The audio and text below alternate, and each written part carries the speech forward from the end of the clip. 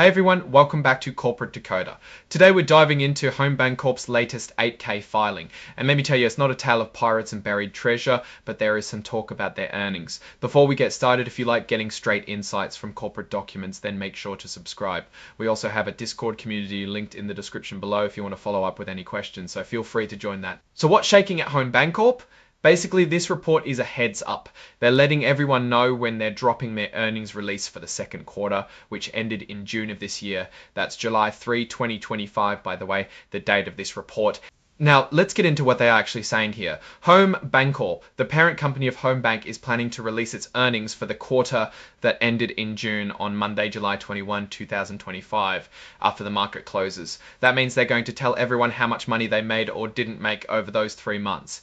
The details will be available on the investor relations page of the company's website if you want to check that out. But that's not all. They're also holding a conference call on Tuesday, July 22 at 10:30 a.m. Central Time.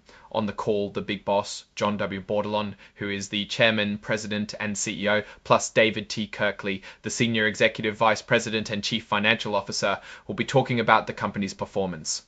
If you're interested in listening in, you can dial 1.64630 57.8785 if you're calling from the US or internationally. If you're in the US, you can dial 1.800 4836 8184 toll free. The conference ID you will need is 07617. They recommend calling in about 10 minutes before the call starts. Don't worry if you miss it. A replay and a written copy of the call will be available on the investor relations page too. And just so everyone's clear, they've included the press release about all of this as an exhibit, which is basically an attachment to the report.